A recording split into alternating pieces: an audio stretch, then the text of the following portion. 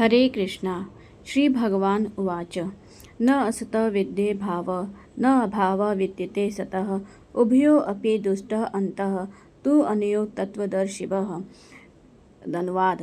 तत्वदर्शियों ने यह निष्कर्ष निकाला है कि असत भौतिक शरीर का तो कोई चिर अस्थायित्व नहीं है, किंतु सत आत्मा अपरिवर्तित रहता है। उन्होंने इन दोनों की प्रकृति के अध्ययन द्वारा यह निष्कर्ष निकाला है।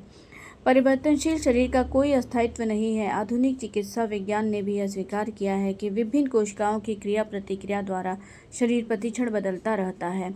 इस तरह शरीर में वृद्धि तथा वृद्धावस्था आती रहती है, किंतु शरीर तथा मन में निरंतर परिवर्तन होने पर भी आत्मा अस्थायी रहता है। यही पदार्थ तथा आत्मा का अंतर है।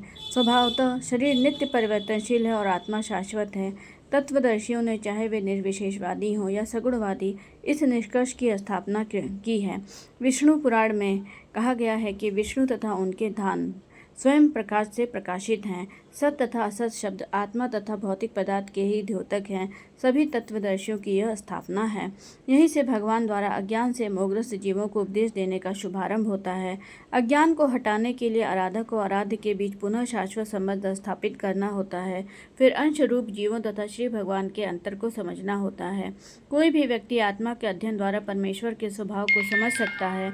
आत्मा तथा परमात्मा का अंतर अंश तथा पूर्ण के अंतर के रूप में है। वेदांत सूत्र तथा श्रीमद् भागवतम में परमेश्वर को समस्त उद्भवों प्रकाश का मूल माना गया है। ऐसे उद्भवों का अनुभव परा तथा अपरा प्राकृतिक कर्मों में द्वारा किया जाता है। जीव का संबंध परा प्रकृति से है, जैसा कि 7वें अध्याय में स्पष्ट हो जाएगा।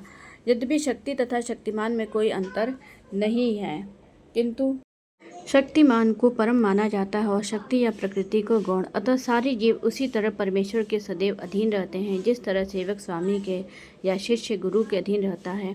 अज्ञान अवस्था में ऐसे स्पष्ट ज्ञान को समझ पाना असंभव है। अतः ऐसे ज्ञान को दूर करने के लिए सदा सर्वदा के लिए जीवों को प्रबुद्ध करने हेतु भगवान भगवद गीता का उपदेश देते हैं। हरे कृष्णा।